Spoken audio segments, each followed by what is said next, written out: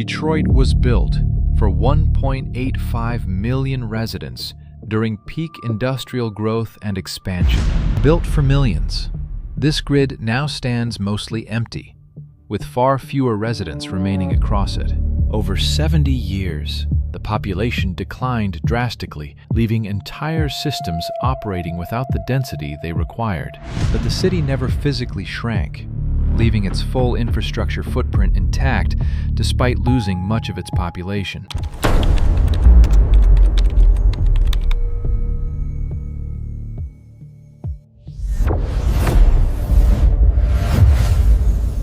This is Cities Forward. This is not collapse, but a structural transformation where the system continues functioning under completely different conditions. What happens when a city built for millions must operate with far fewer people and still continues functioning? In 1950, Detroit reached 1.85 million residents, becoming one of America's largest industrial cities. At its peak, hundreds of thousands of workers were employed in automotive manufacturing across the broader Detroit region. As the city expanded outward, roads, housing, and infrastructure stretched across distances far beyond sustainable long-term limits. But this entire system depended almost entirely on one industry, creating a single fragile point of failure.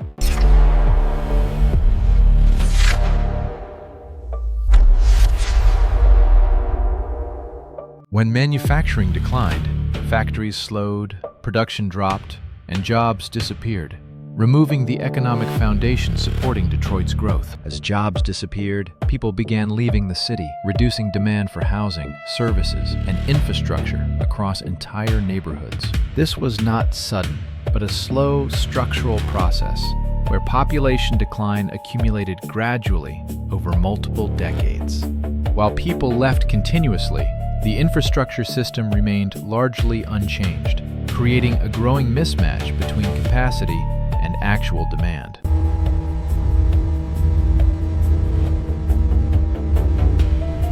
The same pipes, roads, and systems continued operating, originally designed for peak population levels no longer present in the city. Maintaining this oversized infrastructure required resources that the reduced population could no longer sustainably support over time.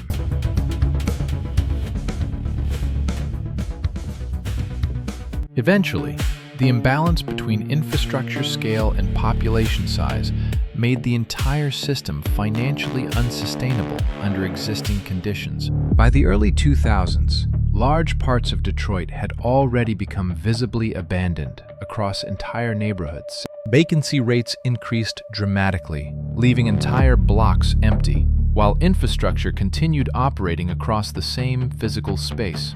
Despite declining population, the city still maintained infrastructure built for significantly higher usage levels across decades.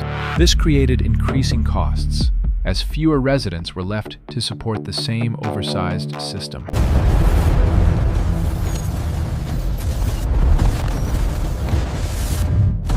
By 2013, Detroit faced severe financial pressure after decades of declining revenue and increasing maintenance costs. The city accumulated approximately $18 billion in debt, becoming the largest municipal bankruptcy in U.S. history.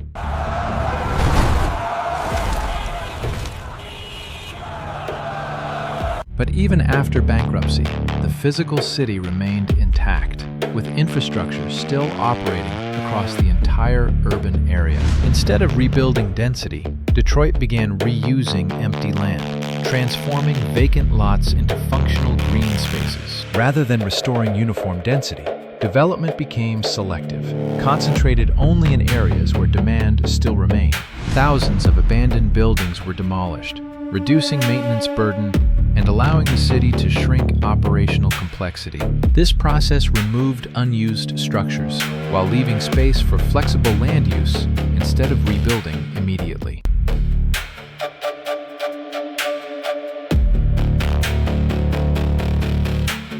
At the same time, certain areas, especially downtown, began attracting investment and rebuilding economic activity. This created uneven recovery, where some districts improved rapidly, while others remained underutilized and sparsely populated.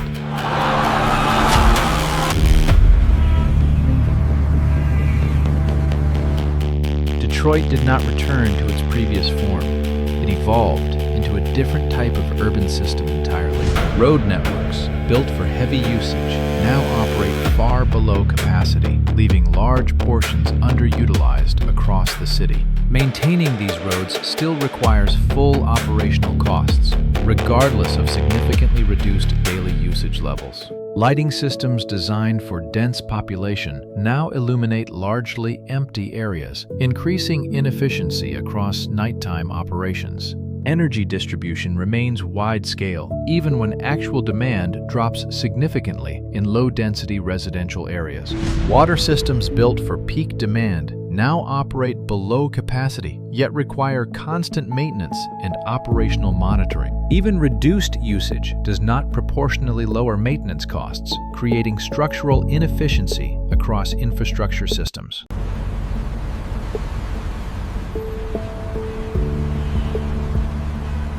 Public services must still cover large geographic areas, even when serving significantly fewer residents than originally planned. Response times increase as distance between active areas grows, reducing efficiency of emergency and maintenance services. Detroit is not unique. Similar patterns appear in other cities where population declines after long-term expansion. When population drops, infrastructure does not shrink automatically, leaving large systems oversized and inefficient relative to actual usage levels. Cities across the Rust Belt experienced similar population losses, though the scale and speed of decline varied significantly between locations. The core issue remains consistent.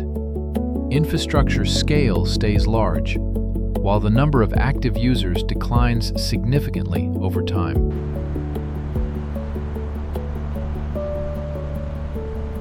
Even growing cities face similar risks if expansion continues without stable, long-term population growth and consistent economic support structures in place.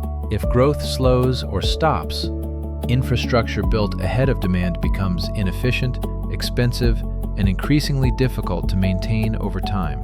This reveals a broader rule. Cities must balance infrastructure scale with real population density to remain efficient and financially sustainable. Today, Detroit shows two realities at once: active redevelopment in the core and large, underutilized areas across much of the city. This uneven recovery reflects deeper structural changes. The city is no longer operating as a single, unified system like before. Much of Detroit's infrastructure still reflects its past scale, continuing to operate across a city that now supports far fewer residents.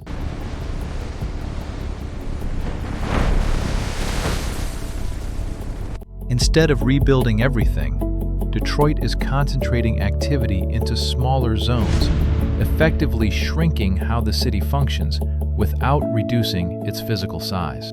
This creates a new urban model, not based on growth, but on managing decline while maintaining essential systems and economic viability. If this trajectory continues, Detroit in 2050 will not resemble its past, but a reconfigured system shaped by long-term decline. By 2050, Detroit will likely function as a network of concentrated districts rather than a continuous, dense urban fabric across the entire city. Vacant land will persist, but increasingly be repurposed into green space, urban agriculture, and flexible uses instead of traditional housing development. Some corridors may be simplified through lane reductions and traffic calming, while many oversized roads continue operating with far lower demand. Public transit will likely remain limited outside active zones, while routes within dense clusters become more reliable and better utilized over time. City services will concentrate in active areas, reducing coverage intensity in sparsely populated zones, while maintaining essential functions across the broader territory. Housing will remain uneven, with renovated blocks near active districts and persistent vacancy in peripheral areas, reflecting long-term structural imbalance. Small businesses will cluster where foot traffic exists, while many commercial corridors remain underused due to lower surrounding population density. Economic activity will diversify across smaller sectors, replacing dependence on a single industry with multiple lower-scale but more resilient economic functions.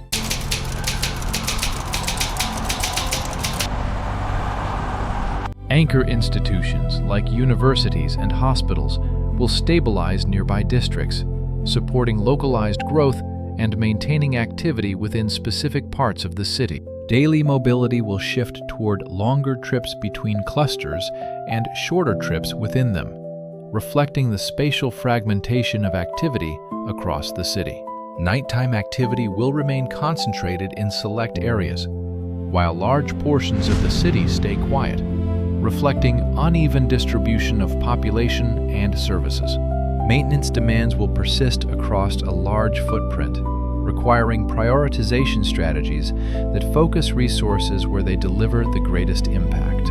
A smaller tax base will continue to limit investment capacity, reinforcing the need to concentrate spending within areas that remain economically active. Over time, clusters may consolidate, becoming more defined and efficient, while weaker areas continue to lose activity and relevance within the system. The urban landscape will increasingly resemble a patchwork of neighborhoods and open land, rather than a uniformly built environment.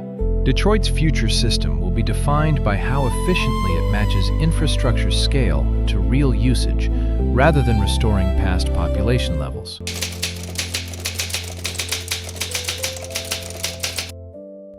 Detroit demonstrates that cities can continue functioning after decline, but only by reorganizing how space, infrastructure, and activity are distributed over time.